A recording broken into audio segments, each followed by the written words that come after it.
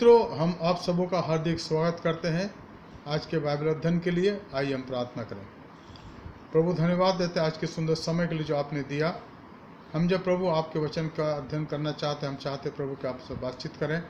Lord, we request you to talk to us even this evening as we meditate upon your word. In Jesus precious name I pray, amen. प्रिय मित्रों, आज हमारे अध्ययन का विषय होगा गलतियों की पत्री, उसके तीसरे अध्याय के कुछ पदों को देखेंगे, फिर हम चौथे अध्याय में चलेंगे। और जैसे मैंने आपको पहले कहा था, तीसरे अध्याय के 28 पद से हम देखेंगे, जहाँ पौलुस कहता है, ये पहली बात है यहाँ पर, अब ना तो कोई यहूदी रहा और न यूनानी, और न कोई दास और न स्वतंत्र, और न कोई नारी और न नर, क्योंकि तुम सब मसीह में एक हो। और यदि मसीह के हो तो अब्राहम के वंश और प्रतिज्ञा के अनुसार वारिस भी हो। अब यहाँ पर संत पौलुस हमारे बुलाहट की बात करते हैं, हमारे एकता की बात, एक होने की बात करते हैं। इसको हमें समझने और जानने की आवश्यकता, और इसका संबंध हमारी बुलाहट से है। मित्रों, हमारी बुलाहट से है। हम उसके राज्य के लिए बुलाए गए हैं और ये हमारी पहचान है। हम प्रभु यीशु मसीह के नाम से जाने जाते। We are known by the name of Christ, and therefore we need to little bit again see about the calling, and for that I want to read few verses now for us. 1 Corinthians chapter 1 and from verse 24 onwards, where it is written, St. Paul says, परंतु जो बुलाए हुए हैं, क्या यहूदी क्या यूनानी, उनके निकट मसीह परमेश्वर की सामर्थ और परमेश्वर का ज्ञान है, क्योंकि परमेश्वर की मूर्खता मनुष्य के ज्ञान से ज्ञानवान है, और परमेश्वर की निर्बलता मनुष्यों के बल से बहुत बलवान है। Now here we read here, but to those who are called both Jews and Greek, Christ the power of God and the wisdom of God. For the foolishness of God is wiser than man, and the weakness of God is stronger than man. अब यहाँ पर संत पौलुस हमारे बुलाहट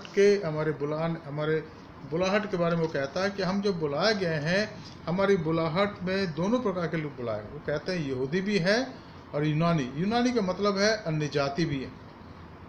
God has called both and still calling both Jews and Gentiles, because the blessing that was pronounced to Abraham and who became Abraham is the blessing for entire world. He said to Abraham that I want to make you a blessing for the entire world, entire universe. सारा भूमंडल तेरे द्वारा आशीष पाए, तेरे द्वारा आशीष पाए। तो उस बुलाहट के अंदर, उस आशीष के अंदर परमेश्वर हमें जोड़ता है, जो हम उसके लोग हैं, चाहे हम यहूदी में से आते हैं या अन्य जातियों में आते हैं, जो यूनानी का शब्द यहाँ आया है। इसलिए हमारी जो पहचान है वो इन बातों से ऊपर है, चाहे यहूदियों में से हो या गैर यहूदियों में से हो। अगर हम यीशु मसीह में हैं तो हमारी बुलाहट यहाँ पर है, और हम उसके आगे के बातों के लिए बुलाया गया, स्वर्गीय स्थानों के लिए बुलाया गया। एक जगह वचन में और लिखा है कि यीशु मसीह ने हमें स्वर्गीय स्थानों में बैठाया। We are already seated in the heavenly places. 1 Thessalonians chapter 5 and verse 10, you can read very clearly. 1 Thessalonians chapter 5 verse 10, whether we live or die, we live in Christ. We live with Christ, we live for Christ. And this is the blessed hope that we have. But in this world today, where we are alive, where we live today, we live in Christ. And when we live in Christ or live for Christ, we have the same identity of us. हमारी बुलाहट एक ही है, हमारी पहचान एक ही है कि हम मसीह के लोग हैं। हमारे देश में कुछ ऐसी जगह है जहाँ पर नाम मसीह लगाया जाता है, मसीह है ना, और क्रिश्चियन भी लगाया जाता है। इसका सीधा साधा मतलब है वे लोग यीशु मसीह के द्वारा बुलाए गए हैं और जो यीशु मसीह के नाम से जाने जाते हैं, वो हमारी बुलाहट, वो हमारी पहचान है। और इसलिए हमारे अंदर, हमारे जीवन के अंदर ईश्वर प्रेम की भावना पाई जानी चाहिए, है ना। हम एक दूसरे के लिए प्रार्थना करें, एक दूसरे को उठाएं, और जब परेशानियां हैं, गलतियां हैं, तो उनको हमारे लिए ढालना बना करके, जिनके जीवन में कुछ कमी और घटियां हैं, उनके लिए प्रार्थना करें कि वो प्रभु में आगे बढ़ें और प्रभु में जयवंत से बढ़कर बने और प्रभु में बढ़ते चले जाएं। इसकी आवश्यकता है। इसलिए पौलुस यहाँ पर कहते हैं कि अब यीशु मसीह में ना तो कोई यहूदी रहा और ना कोई यूनानी रहा, ना कोई दास रहा और न स्वतंत्र। अब उन दिनों में हमारे इस संसार में खास करके जो वो संसार था जहाँ यरूशलेम, जहाँ नया नियम लिखा गया और पुराने नियम का वर्णन हम पाते हैं। उन दिनों में संसार में दास प्रथा पाई जाती थी और दासों को खरीदार बेचा जाता था, और जो दास होते थे वो किसी का गुलाम हो जाते, किसी के गुलाम के रूप में रहते थे, और उनकी इच्छा इनकी इच्छा होनी चाहिए थी। अगर कहीं पर कोई गड़बड़ हुई या आज्ञा के तोड़ने की बात आई तो उनको भयंकर रूप से सताया जाता था, उनको शारीरिक रूप से दुख और कष्ट दिया जाता था। यहाँ तक कि जब बाजार में बेचने के लिए लाए जाते थे तो उनको बांध के लाया जाता था। ये इतिहास के अंदर हम पाते हैं गुलाम प्रथा, और कुछ सैकड़ों साल पहले ही गुलामी प्रथा हमारे संसार से निकल गई। इसलिए हम इस बात को नहीं समझ पाते, लेकिन हम इस बात के महत्व को जान जाते हैं कि इंसान जो स्वतंत्र होने के लिए बनाया गया, परमेश्वर ने मनुष्य को एक बहुत बड़ी नियामत दी हुआ है, आज़ादी, व्यक्त करने की आज़ादी, बोलने की आज़ादी, कार्य करने की आज़ादी। हम इस देश में रहते, भारतवर्ष में रहते हैं, हम कहीं भी अपने काम को कर सकते हैं। कहीं भी जाके आप बिजनेस शुरू कर दीजिए, कोई मना नहीं करेगा इस देश के अंदर। कहीं भी जाकर आप शिक्षा ग्रहण करें, कोई नहीं मना करेगा। और कहीं भी जाकर आप अपने ज़मीन लीजिए, कोई मना नहीं करेगा। हाँ, कुछ कुछ जगह रिस्ट्रिक्शन है, उसके अलग कारण है, लेकिन उसके अलावा कहीं भी जाइए आप। क्यों? क्योंकि आप स्वतंत्र हैं। और ये आज़ादी जो है ये हमारे लिए एक वरदान है, और हमारे संविधान के द्वारा भी आज़ादी हमें दी गई है। और इसलिए हम इस बात को समझ नहीं पाते कई बार, लेकिन परमेश्वर समझाना चाहता है, उन लोगों को समझाना चाहता है और उनके द्वारा हमें समझाना चाहता है। वे लोग जो 430 साल तक मिस्र में गुलाम होकर रहे, गुलामी की बात को समझते थे। इसलिए परमेश्वर ने उनको आज्ञा दी कि जो तुम्हारा 7वां साल होगा वो जुबिली का साल होगा, तुम अपने गुलामों को अपने घर से सेत में जाने दो, और किसी परदेसी के साथ तुम जाति ना करो, क्योंकि तुम्हें याद होना चाहिए कि तुम्हारे पूर्वज मिस्र के अंदर लगभग 400 साल तक, 430 साल तक गुलाम रहे। तो परमेश्वर ने सारा जो कुछ कार्य इतिहास में करा, God one who did everything in history, that become the lesson for his people and today for his people in the church. हमें इन बातों को समझने और जानने की आवश्यकता है। लेकिन सुसमाचार यह है, यीशु मसीह में हम ना तो यहूदी के रूप में और ना यूनानी के रूप में, और ना कोई दास के रूप में और ना कोई दासी के रूप में, और ना कोई नर और नारी। यहाँ पर भी नर और नारी उनके अलग अलग, उनका जो शरीर है वो अलग अलग है, परमेश्वर ने बनाया। लेकिन यहाँ पर इस बंधन से भी उठकर प्रभु कहता है कि हम इससे प्रभु आज़ाद करता है, हम ऊपर आते हैं क्योंकि हम यीशु मसीह में हैं, हम स्वर्ग राज्य के नागरिक हैं। और प्रभु यीशु मसीह ने एक बार कहा था उन सद्दुकियों को जो स्वर्गदूत पर अपूर्णतन पर विश्वास नहीं करते थे, ये प्रभु क्या स्वर्ग में शादी विवाह होंगी? यीशु ने कहा था वहाँ पर सब लोग स्वर्गदूत के समान होंगे। प्रभु वहाँ की बातों का वर्णन यहाँ पर प्रभु के आत्मा के द्वारा किया गया है। यीशु मसीह में ना तो कोई नर और कोई नारी है। मतलब क्या है कि हम जब उसके साथ रहेंगे, हम प्रभु यीशु मसीह के नाम से जाने। और यहाँ लिखा है क्योंकि तुम सब मसीह में एक हो, in Christ we are one body. वह किसी प्रकार से भी स्वर्ग में और अभी भी हमारे बीच में इन भेदभावों को हम मानते तो, लेकिन अगर हम अंततः देखें तो परमेश्वर की इच्छा ये नहीं कि हम इन बातों के हिसाब से चलते रहें। हमें इन सब से ऊपर उठ करके उस आज़ादी को महसूस करना है, उस स्वतंत्रता को महसूस करना है जो प्रभु यीशु मसीह के द्वारा परमेश्वर हमें प्रदान करता है। पहली बात। दूसरी बात है, लिखा है 4वां अध्याय गलतियों का, मैं ये कहता हूँ कि वारिस जब तक बालक है, यद्यपि सब वस्तुओं का स्वामी है, तो भी उसमें और दास में कोई भेद नहीं। जब बालक है, एक वक्त आता है हमारे जीवन में जब हम इसकी शुरुआत करते हैं, माँ के गर्भ से हम इस संसार में आते हैं, तो बालकपन का, लड़कपन का समय होता है। और उस लड़कपन के समय में अगर किसी घर में कोई, अब तो खैर दास प्रथा समाप्त हो गई हम जानते हैं, लेकिन उस समय तो दास भी होते थे और उस घर के बच्चे भी होते, लेकिन दोनों की परवरिश बराबर होती थी, बराबर, उनको बराबर रूप से समझा रखा जाता था, क्योंकि बच्चे हैं वो।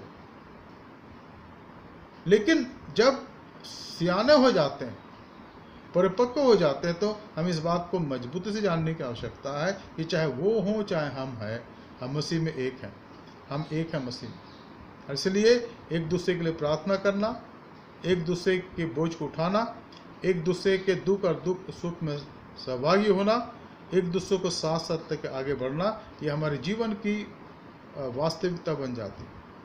अगर हम इससे हट जाते हैं या किसी व्यक्ति को गिराना चाहते हैं, किसी को बर्बाद करना चाहते हैं, तो इनडायरेक्टली या एक ऐसे रूप में जो गुप्त रूप में हम अपना नुकसान कर रहे हैं, हम अपना नुकसान कर रहे हैं। और यहाँ पर हम इस बात को जानने समझने की आवश्यकता है कि प्रभु के राज्य में, प्रभु की कलीसिया में हमें एक होकर रहने की आवश्यकता है। उसमें दास और स्वतंत्रता कोई भेद नहीं, हम सब बराबर हैं, क्योंकि प्रभु यीशु मसीह ने उस गैप को समाप्त करा। यहाँ लिखा अंग्रेजी में, I mean that the heir as long as he is a child is no different from a slave though he is the owner of everything. बराबर का हिस्सा परमेश्वर देता है, वो हमें अपने मिरास में संभागी करता है कि हम उसके साथ एक हैं। इसलिए इस ज़माने में, इस दुनिया में जब हम पाए जाते हैं, हमें अलग अलग सोचने की आवश्यकता नहीं कि भाई मैं यहाँ पर हूँ और ये यहाँ, जी नहीं, ऐसा नहीं होना चाहिए। मैं यहाँ हूँ तो वो भी मेरे साथ है, एकता की भावना। हमारे मन में कभी भी डिफरेंस की भावना नहीं है। हमारे बीच में आज बहुत से ऐसे लोग हैं जो गैर कौम से प्रभु के पास आते हैं, और कुछ की आर्थिक स्थिति बहुत दयनीय होती है और उनके रहन सहन भी दयनीय है, लेकिन जब वो प्रभु में आते हैं तो हमें उनको संभालने की आवश्यकता है, उनकी मदद करने की आवश्यकता है। आपको याद होगा कि अभी मैंने कहा कुछ दिनों के पहले कि अब जब पैंडेमिक ये समय है, तो हमारे कलीसिया के कुछ लोग ऐसे हैं जिनकी नौकरियां चली गई, कुछ ऐसे हैं जिनकी आमदनी आधी हो गई है, कुछ ऐसे हैं जिनके घरों में भोजन के लिए बहुत कुछ कम बचा हुआ। मैंने कहा कि अगर ऐसे हैं तो आप आइए यहाँ पर। ऑफिस में बैठता हूँ, रोज़ में बैठता हूँ वर्किंग डेज में, सुबह 10:30 से 5 बजे तक आप मुझसे डिस्कस करिए, और अगर सचमुच में आपकी आवश्यकता है तो कुछ राशन लेके हम आपको दे सकते हैं, जिससे आपका काम चल सके और आप भूखे ना रहें। क्यों कर रहे हैं? इसलिए नहीं कि बहुत ज़्यादा है, पर इसलिए कि आप हमारे परिवार के हैं, आप हमारे परिवार के हैं। आप में हमारे में, जहाँ तक ईश्वर के परिवार का सवाल है, कोई गैप नहीं है, हम एक हैं। इसलिए अगर हमारे घर में प्रभु ने सब कुछ दिया, खाने का दिया अच्छे से उसने, और अगर आप भूखे रह रहे हैं तो प्रभु का आत्मा कहता है कि तुम कलीसिया के कुछ लेके उसको दो, उसकी सहायता करो ताकि वो भूखा ना रहे। यही तो है। और मित्रों, कलीसिया के द्वारा पिछले 2000 सालों तक लोगों की मदद करी गई है। जो मिशनरीज हमारे आए, उन्होंने उनकी सहायता करी, मदद करी, खास करके जब सूखा पड़ा और जब पैंडेमिक का वक्त था, संक्रमण का समय था, है ना, और बहुत से बच्चे अनाथ हो गए। लेकिन तब मिशनरीज जब जहाँ जो जगह मिशनरीज के पहुँच के अंदर आ गई, तो उन्होंने उनकी मदद करी। अब बहुत से अनाथ बच्चों को उन्होंने पढ़ाया लिखाया, और आज वो अच्छे परिवार हो गए, उनके बच्चे अच्छे रह गए। लेकिन अगर आप 100 साल पहले जाएं, 150 साल पहले जाएं, बताया जाता है कि 1905 में बहुत भयंकर अकाल आया था। उस अकाल के अंदर बहुत से जगह में, उत्तर भारत के अंदर बहुत तबाही मची, लेकिन मिशनरी ने उनके बच्चों को संभाला, और आज उनके बच्चे they are well to do. तो उसकी कृपा। ये क्यों होता है? मसीह के प्रेम के कारण। Because of the love of Christ this becomes practical. और आज भी हम उन बातों को महसूस करते हैं और उसके अनुसार चलना चाहते हैं, और ये हमारे लिए आवश्यक है, इसको हमें करने की आवश्यकता है। यहाँ लिखा है, परंतु पिता के ठहराए हुए समय तक संरक्षकों और प्रबंधकों के वश में रहता। अब हमारे लिए संरक्षक क्या है? मसीह की आज्ञा। किसके संरक्षण में हम रहते हैं? मसीह की आज्ञा। इसीलिए कलीसिया के अंदर क्रिश्चियन एजुकेशन की बात की जाती है। जो छोटे बच्चे हैं, प्रौढ़ हो अब जवान हो रहे हैं, उनको मसीही शिक्षा दी जाती, तालीम दी जाती। जो मिशनरीज ने स्कूल खोले हमारे देश में, उन्होंने बच्चों को संभाला और बच्चों को केवल सांसारिक तालीम नहीं दी, लेकिन संडे स्कूल में उन्होंने उनको बैठाया और मसीह तालीम दी। इसलिए जब वो बड़े हो गए तो उन्होंने अपने बच्चों को संडे स्कूल भेजना मुनासिब समझा। और आज भी ये होता है। हमारे पास जो संरक्षण की बात है वो परमेश्वर के पूरी की व्यवस्था है। हमारे पास क्या संरक्षण है? हमारे पास संरक्षक देने वाले कौन है? मसीह के राज्य का कॉन्स्टिट्यूशन, संविधान। और वो क्या है? मत्ती रचित सुसमाचार उसका 5वां अध्याय, 6वां अध्याय और 7वां अध्याय। उसके तहत हमें आगे बढ़ने की आवश्यकता, अपने बच्चों को सिखाने की आवश्यकता, ताकि वो जब बड़े हो जाए, समझने के लायक हो जाए, तो वो भी इन बातों को महसूस करें और अपने बच्चों को भी ऐसा सिखाएं। तभी तो हमारे मसीह कलीसिया एक साथ आगे बढ़ सकती है। इसमें हमारे जीवन में कई बातों की शिक्षा हम बच्चों को देते हैं। आत्मिक जीवन के बारे में कि वचन को रोज पढ़ना है, वचन को याद करना है, प्रार्थना करनी है और प्रभु के सामने नम्र दीनता के साथ रहना। दूसरी बात हम उनको सिखाते हैं नैतिक बातें, दुनिया की नैतिक बातें, कि भाई जो हमारे संस्कार अच्छे होने चाहिए। जो बड़े लोग हैं, उम्रदार, उनको सम्मान उनका करो। और सबसे बड़े जो प्रभु के सेवक हैं, हमारे पासबान हैं, परमेश्वर के द्वारा ठहराए गए उनके नबी हैं या सुसमाचार के प्रचारक हैं, उनका सम्मान करो। हम बचपन से सिखाते हैं। अगर हमने उनको नहीं सिखाया तो बच्चे नहीं सीखेंगे कभी। और फिर तीसरी बात, जो धन हम कमाते, प्रभु ने हमें दिया, उसका उपयोग अच्छी तरह से करो, ईमानदार से करो, कि जो हिस्सा प्रभु का प्रभु को दो और इस प्रकार से प्रभु का सम्मान करो। ये ध्यान रखो कि उसके घर में कभी किसी वस्तु घटी ना हो। पुराने जमाने के अंदर ये क्या गया, जब इस्राएल जाति के लोग मंदिर में आते थे आराधना करने के लिए, तो खाली हाथ नहीं आते। और वचन में लिखा है कि कोई भी व्यक्ति खाली हाथ मेरे सामने न आए, कोई ना कोई भेंट लाए। क्योंकि जो वहाँ पर एली लोग थे, जो लोग लेवी लोग थे, एली तो एक लेवी था, याजक था, लेकिन जो वहाँ पर लेवी गोत्र के लोग थे, परमेश्वर ने जब बंटवारा हुआ तो उनको कोई भूमि नहीं दी, लेवी गोत्र को। उसने कहा मैं परमेश्वर तुम्हारा भाग हूँ। और परमेश्वर उस बात को उस समय से आज तक निभाया है। जो उसके लोग हैं वो दूसरी जगह सेवा करते हैं परदेशी के रूप में, लेकिन परमेश्वर जो यहाँ उनके साथ है, जिसने उनको बुलाहट दी, वहाँ भी रहता है और उनकी आवश्यकता पूर्ति करता है। जो उसने उस समय करी, जो उसके मंदिर में या मेला बालो तंबू में सेवा करते थे, हारून और उसके वंश के लोग, जो याजक पद उनको मिला, महायाजक पद उनको मिला, और बाकी और लेवीय लोग जो सेवा करते थे, प्रभु ने कहा कि मैं तुम्हारा भाग हूँ।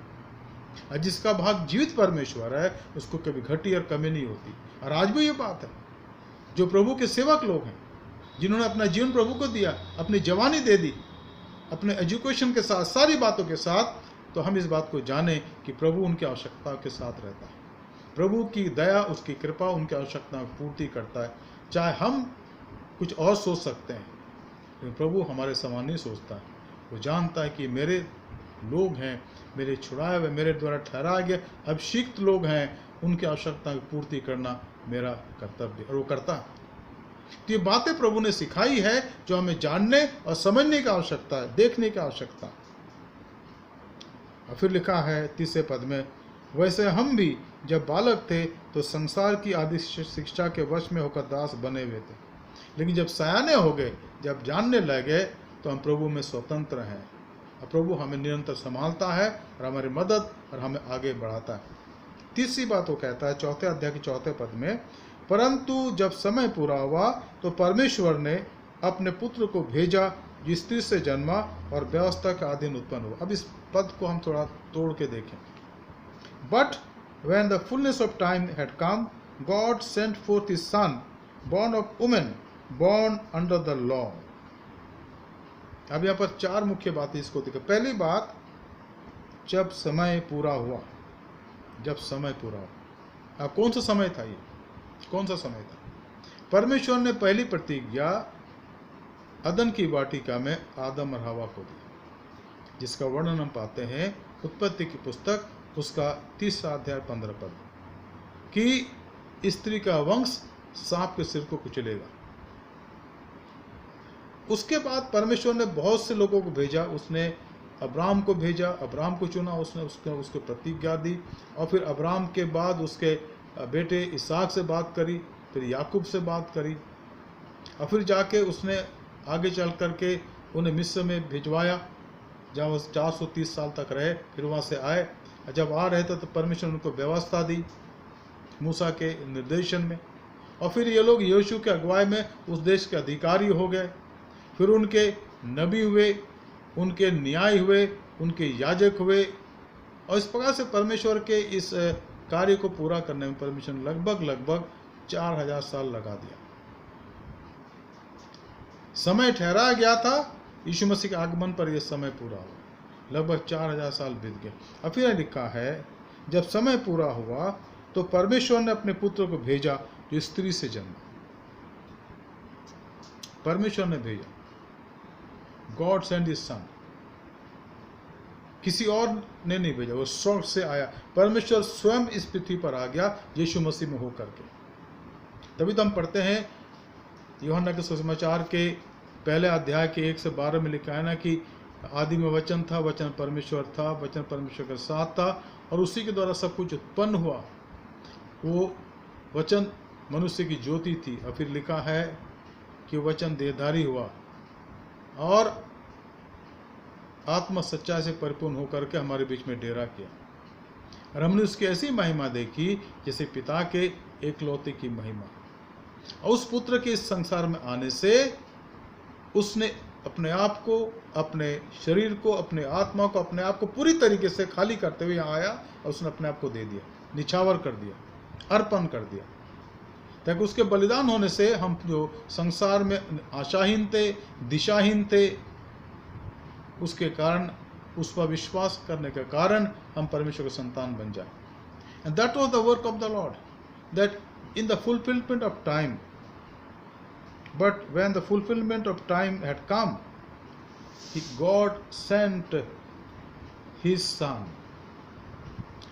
और बाइबल में इस वर्णन बाकी जगह नहीं है कि वो परमेश्वर जो जब समय पूरा हुआ तो पृथ्वी पर आ गया, और उसके आने से हम उसके पुत्र को देखते हैं, हर जीवन को प्राप्त करते हैं विश्वास के द्वारा। और क्यों आया वो? ताकि वो जो व्यवस्था के अधीन थे और व्यवस्था से बाहर थे, उनको वो प्रभु में एकत्रित करे। व्यवस्था के अधीन कौन थे? यहूदी लोग। और व्यवस्था के बाहर कौन थे? अन्य जाति लोग, यूनानी लोग। उन दोनों को वो एकत्रित करे यीशु मसीह में। और ये परमेश्वर का काम है, यही तो उसकी कलीसिया है। What is his church? He said I will build my church in Matthew chapter 16। His church is his body. कलीसिया उसकी देह है। इसमें सारे लोग आते हैं, सारे लोग आते हैं, चाहे यहूदी हो या यूनानी हो या अन्य जाति हो। प्रभु हमें उस पुत्र के द्वारा, पुत्र में एकत्रित करके एक नई पहचान देता है, और नई पहचान है कि हम मसीही बन जाते हैं, नई सृष्टि बन जाते हैं। और ये बहुत ही आला और बहुत ही धन्य बात है। अगर आज आप प्रभु में एक हैं तो प्रभु के संतान हैं, उसके शिष्य हैं, उसके बेटी और बेटियां हैं। इसलिए हम आपको धन्य कहते हैं। एपोस्टल मैथ्यू चर्च के वे सारे लोग जिन्होंने प्रभु को जाना है, ग्रहण किया है, और अपने उसके कारण आपके पाप क्षमा हो गए हैं, आप धन्य, you are blessed in the sight of God. लोग शायद इस बात को ना कहें, लोग इस बात को ना पहचानें, लेकिन परमेश्वर आपको जानता है कि आपके नाम इस संसार में लिखा था। मेरा नाम पहले इस संसार में लिखा था। यिर्मयाह उसके 17 अध्याय के 13 पद के आधार पर जब मैंने यीशु मसीह पर विश्वास करा, जब आपने यीशु मसीह पर विश्वास करा, तो आपके नाम लूका 10 और 20 के आधार पर, लूका 10 और 20 के आधार पर कहाँ लिख दे गए? स्वर्ग में लिख दे गए। अब आप स्वर्ग के नागरिक हैं। You are the citizen of his kingdom. और इस अधिकार को आपसे कोई नहीं ले सकता सिवाय आपके। अगर आप ना चाहें तो आप यहाँ से निकल के जा सकते हैं, वहां जहाँ रोना और दांतों का पीसना है।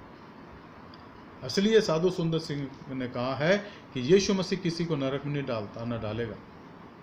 मेरा निर्णय इस संसार में मुझे स्वर्ग में रखेगा या वहां से वंचित कर देगा। इस बात को हमें जानने और समझने की आवश्यकता है, हमें पहचानने की आवश्यकता है।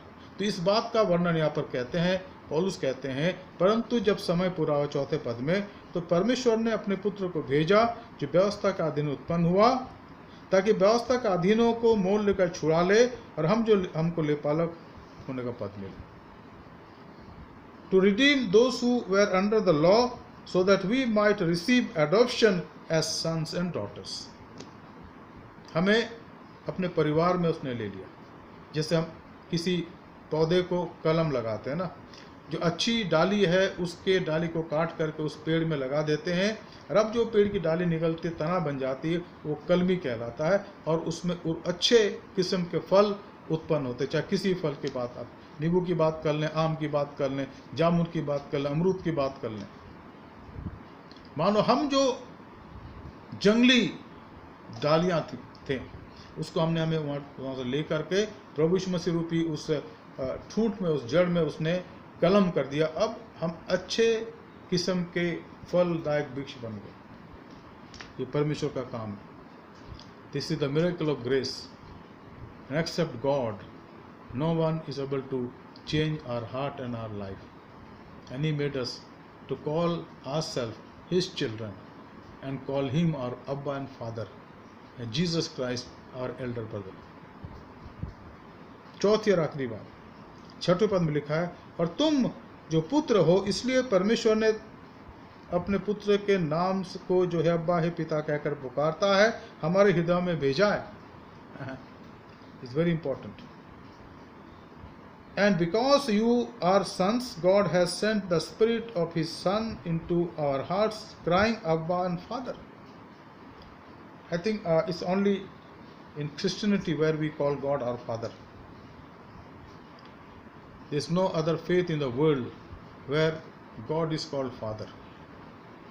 Father means we are in His family. पिता का मतलब है कि हम उसके परिवार में हैं, हम उसके परिवार के अंग बन गए हैं. यही तो बहुत बड़ी धन्य बात है मसीही विश्वास में, कि हम जो पापी इंसान हैं, दुराचारी हैं, अयोग्य हैं, उसके से भटकने वाले हैं, उसने यीशु मसीह में हमें बुला करके एक कर दिया. उसने हमारे पापों को क्षमा करा और हमें अपने परिवार में होने का अधिकार दिया. हर एक व्यक्ति जो यीशु मसीह पर विश्वास करता है उसके संतान बन जाते हैं, और ये अधिकार प्रभु हमें प्रदान करता है क्योंकि वो हमसे प्रेम करता है. इसलिए तू अब दास नहीं परंतु पुत्र है, और जब पुत्र हुआ तो परमेश्वर के द्वारा वारिस भी हुआ. So you are no longer a slave but a son, and if a son then an heir through God. परमेश्वर हमें अपने संतान होने का अधिकार देता है. उस अधिकार से वंचित नहीं करता, लेकिन उसमें हमें शामिल करता है कि हम उसके परिवार के अंग बन जाते हैं. अब मैं आपके सामने कुछ पदों को पढ़ूंगा. अब देखिए क्या लिखा. इफिसियों की पत्री उसका 2 अध्याय और उसके 6 पद से 10 तक पढ़ूंगा. Ephesians chapter 2 chapter 2 versus 6 to 10. And raised us up with him and seated us with him in the heavenly places in Christ. This is our status in Christ when we have come to Christ, so that in the coming ages he might show the immeasurable riches of his grace in kindness towards us in Christ Jesus. For by grace you have been saved through faith, and this is not your own doing, it's the gift of God, not a result of works, so that no one may boast. For we are his workmanship, created in image Christ Jesus for good works, which God prepared beforehand that we should walk in them. अब इस हिंदी में इसको देख लें क्या लिखा है. इफिसियों उसका 2 अध्याय 6 पद से. और मसीह में उसके साथ उठाया, स्वर्गीय स्थानों में उसके साथ बैठाया. हम संसार में थे, हमारा नाम यहाँ लिखा था, इसने हमें यहाँ से हटाया, हमारे नाम को काटा और हमें ले जा करके कहाँ बैठाया, स्वर्गीय स्थान में. हमारे नाम का स्वर्ग में लिखे जाने का मतलब ही है कि हमारा अधिकार वहाँ हो गया. और उस पर हम पाते हैं लिखा है, लूका उसका 10 अध्याय 20 पद को पढ़ लीजिएगा अच्छे से. लूका 10:20 को पढ़ लीजिएगा कि वह अपनी उस कृपा से जो यीशु मसीह में हम पर है, आने वाले समय में अपने अनुग्रह का असीम धन हमें दिखाए. क्योंकि विश्वास के द्वारा अनुग्रह से तुम्हारा उद्धार हुआ है, और ये तुम्हारी ओर से नहीं परमेश्वर का दान है। और न कर्मों के कारण, ऐसा ना हो कि कोई घमंड करे, क्योंकि हम उसके बनाए हुए हैं, मसीह यीशु में उन भले कामों के लिए सृजे गए हैं जिन्हें परमेश्वर ने पहले से हमारे करने के लिए तैयार किया है। It has been foreordained. Before the foundation of the world was laid, it was decided that the Lamb of God died and he shed his blood for us. असली पौलुस यहाँ कहता है कि परमेश्वर ने पहले से हमारे करने के लिए तैयार किया है। सब कुछ उसके पूर्व ज्ञान के अनुसार तैयार है। जब हम विश्वास करते हैं तो वो जगह जो हमें दिया जाता है, दिया जाने वाला हम वहाँ पर हमें दिया जाता है। हम वहाँ बैठ गए हैं, हमारी पहुँच वहाँ हो गई। हम अगर ना पहचाने, हमारी गलती है। हमें अपने आत्मिक धरोहर के हमारी आत्मिक आशीषों को, हमारे मिरास को पहचानने की आवश्यकता है। Maybe sometime I'll give a sermon on recognizing our heritage in the Lord, because we become God's heir in Jesus Christ. तो जो हमारी मिरास उसको पहचानने की आवश्यकता है। अगर हम में से बहुत से मसीह लोग ऐसे हैं, अगर हमें अपनी मिरास का पता लग जाए तो बहुत सी जो दुनिया की बातों से हट जाएंगे और प्रभु के साथ चलने लगेंगे। कई बार हम दोष लगाते हैं, कई बार हम बुरा भला कहते हैं, कई बार हम अपने मन के अंदर दूसरों के लिए जलन रखते हैं। ये सब बातें समाप्त हो जाएंगी अगर हमें पता हो जाए कि हमारी स्थिति संसार में हम चल रहे हैं, जीवित है, लेकिन हम प्रभु के साथ स्वर्गीय स्थान में बैठा गए। वहाँ इन सारी बातों के लिए कोई जगह नहीं है, कोई स्थान नहीं है। तो वहाँ क्या है? क्षमा, प्रेम, भक्ति, आराधना, आनंद, खुशी, शांति। उसको हमें प्रभु यही देता है, लेकिन हम पहचाने तब तो। हम तो अपने कामों में व्यस्त रहते हैं, किसको कब गिराना, किसके खिलाफ क्या करना, किसके खिलाफ क्या बोलना है। प्रभु इन बातों से कोई सरोकार नहीं रखता। वो ये देखता है कि हम प्रभु की स्तुति आत्म सच्चाई से कर रहे हैं कि नहीं कर रहे हैं। जब आराधना के लिए चर्च में आते हैं, घर में आजकल आराधना कर रहे हैं, क्या हमारी आराधना आत्म सच्चाई से है या स्वार्थ के द्वारा या दिखावा है?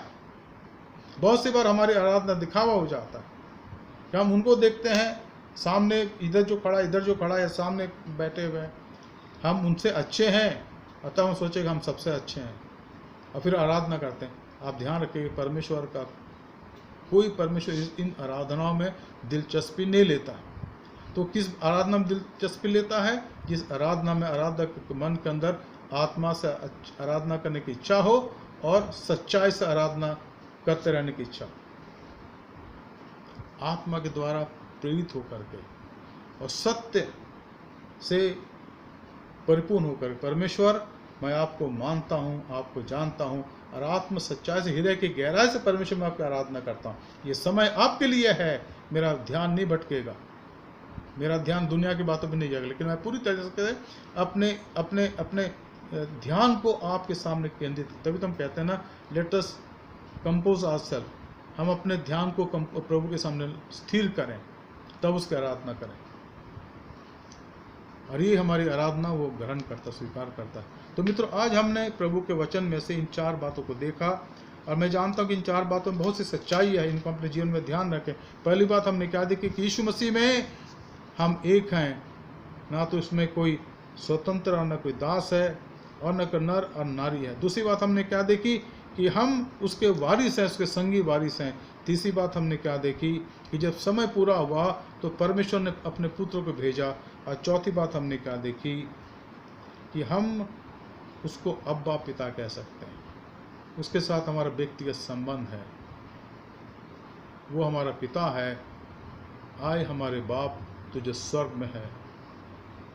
और जब हम ऐसा कहते हैं तो वो हमारी सुनने लगता है, वो हमारी हमेशा सुनता है, लेकिन उसका ध्यान हम पर केंद्रित हो जाता है। क्या हम ऐसे आराधक हैं? आइए हम प्रार्थना करें। धन्यवाद, स्तुति और महिमा के पिता परमेश्वर, आज के वचन अध्ययन के लिए प्रभु जी हम आपको धन्यवाद देते हैं। प्रभु धन्यवाद देते कि आज आपने हमसे बातचीत करी। प्रभु जी, वचन का भेद हमारे सामने खोला गया। प्रभु जी, हम उसका अर्थ को जाने और आप में बढ़ते चले जाएं। ये धन्य कलीसिया पर आपका आशीष हो। प्रभु हम प्रार्थना करते हैं कि वचन का बीज जो आज हमारे हृदय के खेत में बोया गया और व्यर्थ ना जाए, पर आप आत्मा के द्वारा प्रभु जी वो फलवंतित हो जाए और उसमें 100 गुना, 60 गुना और 30 गुना फल उत्पन्न हो। इस कलीसिया के हर एक विश्वासियों को, हर एक संतों को संभालें, हर एक की सहायता करें। हमारे उद्धारकर्ता प्रभु यीशु मसीह के पवित्र नाम से मांगते हैं, आमीन। मित्रों, कुछ अनाउंसमेंट हैं जिनको हम याद रखेंगे। जैसे मैंने आपको पहले कहा था कि हमारी बाइबल स्टडी जो हर शाम को 6:30 बजे होती है, 7:30 बजे होती है, और समय का हम ध्यान रखें। मैं जानता हूँ कि बहुत से लोग 8 बजे, 9 बजे, 10 बजे सुनते हैं, 10-11 बजे सुनते हैं। आप स्वतंत्र हैं, क्योंकि रिकॉर्डेड प्रोग्राम है, लिंक के थ्रू आता है। आप अपने हिसाब से इसको फिक्स करें। जब भी आप स्वतंत्र हैं, जब भी आपका वक्त है, आप 1 घंटा दे सकते हैं, बाइबल स्टडी में भाग लीजिए। और ये रोज़ शाम को लिंक के द्वारा आप तक पहुँचती है। दूसरी बात मित्रों, हम इन दिनों में उन लोगों को याद करें जो सचमुच में दुखी हैं, परेशान हैं, जिनके घर में राशन नहीं है। हमारे चर्च में भी ऐसे कुछ लोग होंगे और बाहर भी हैं, तो उनकी मदद करें, उनकी सहायता करें। प्रभु आपका आशीष देगा। तीसरी बात, अपने देश के लिए प्रार्थना करते रहें। हमारे देश के राष्ट्रपति, हमारे प्रधानमंत्री, तमाम लोग जो अधिकार में हैं, प्रभु उन पर अनुग्रह करें। हम प्रार्थना करें अपने कलीसिया के लिए, कलीसिया अगुओं के लिए, MCI के हर एक बिशप्स के लिए, हर एक DSS के लिए, हर एक पासबानों के लिए, हर एक लेइटी के लिए हम प्रार्थना करें। खास करके हमारे बिशप सुबोध सिंह मंडल, मैडम सुदीप्ता मंडल और तमाम लोगों के लिए कि प्रभु का हाथ उन पर बना रहे। हम प्रार्थना करें हमारे दिल्ली रीजनल कॉन्फ्रेंस के executive secretary reverend Sujit Das, हमारे conference treasurer reverend Virendra Kumar और तमाम उन लोगों के लिए जो इन दिनों में, जबकि कठिन दिन है, प्रयत्न करते हैं, परिश्रम करते हैं, ताकि जो हमारे रूरल पास्टर्स हैं, हमारे मिशनरीज हैं, उनके लिए इंतजाम किया जा सके और कलीसिया तरक्की कर सके। हम प्रार्थना करें अपनी कलीसिया के लिए, एफएसएस मेथोडिस्ट चर्च के लिए, हर एक परिवार के लिए, चाहे वो हिंदी में हो, चाहे नेपाली कांग्रीगेशन के हो, चाहे इंग्लिश के हो, हर एक परिवार में प्रभु की शांति हो और उसकी कृपा दया पाई जाए। अपने बुजुर्गों को याद करें, अपने बच्चों को याद करें, प्रभु उन पर अनुग्रह करें। और हर एक परिवार में, हर एक माँ बाप के अंदर, हर एक परिवार के अंदर जो जवान हैं, बच्चे हैं, प्रभु में बढ़ते चले जाएं। मित्रों, मैं आपको याद दिलाना चाहता हूँ कि हमारे कलीसिया की जो आर्थिक स्थिति है, साउंड है, सारे हमारे जो आवश्यकता उनकी पूर्ति हो रही है और कोई ऐसी कोई बात नहीं है। तो मेहरबानी से आप अपने चर्च फंड देते रहें और टाइट देते रहें, और जो संडे ऑफरिंग्स है उसको देते रहें। और उसके लिए हमारी ऑफिस हर रोज़ खुल रही है चर्च की, सुबह 10:30 बजे से शाम को 5:30 बजे तक। तो आप आइए और इन सबको जमा करिए, जो भी आपके टाइट हैं, चर्च फंड हैं या ऑफरिंग है, और तुरंत रसीद प्राप्त कर लें। और हम जानते हैं कि आप सब ऐसा कर रहे हैं। प्रभु आपको आशीष दे, आपकी सहायता करें। आइए हम प्रार्थना करें। प्रभु, धन्यवाद देते कि आज आपने हमारी प्रार्थना सुनी। प्रभु जी, इस बाइबल अध्ययन के लिए धन्यवाद देते हैं। प्रभु, जब इसका अंत करते हैं, मदद करें प्रभु, जो आशीष अपने दिस पर बने रहें, ऐसा होने दें। बाकी तमाम बातों के लिए धन्यवाद देते प्रभु। प्रार्थना करते जिनके नाम लिए गए, प्रभु उन पर अनुग्रह करें, इस कलीसिया पर आपके आशीष पाया जाए। हमारे उद्धारकर्ता प्रभु यीशु मसीह के पवित्र नाम से मांगते हैं, आमीन। आए हमारे बाप, तुझ आसमान पर है, तेरा नाम पाक माना जाए, तेरी बादशाहत आवे, तेरी मर्जी जैसे आसमान में पूरी होती है, ज़मीन पर भी हो। हमारे रोज़ की रोटी आज हम बख्श दे, और जैसे हम कसूरवारों को माफ़ करते हैं, तो भी हमारे कसूर को माफ़ कर। हमें आजमाइश में ना ला, बल्कि बुराई से बचा, क्योंकि बादशाहत, कुदरत और जलाल हमेशा तेरी है, आमीन। अब हमारे खुदा यीशु मसीह का फजल, खुदा बाप की मोहब्बत, रूह कुदुस की फाकत और शराकत में सर के साथ इस समय और हमेशा तक होती रहे, आमीन। यीशु प्रभु को आशीष दे, आपकी सहायता करे और आपके जीवन को अपने अनुग्रह में बनाए रखें। प्रभु के वो पंख जो हमारी रक्षा करते हैं, आपके चारों तरफ, आप परिवार के चारों तरफ हमेशा फैले रहें, ताकि आप सुरक्षित रहें, खुश रहें और प्रभु में बढ़ते चले जाएं। सबको शुभ रात्रि, धन्यवाद। सबको जय मसीह की।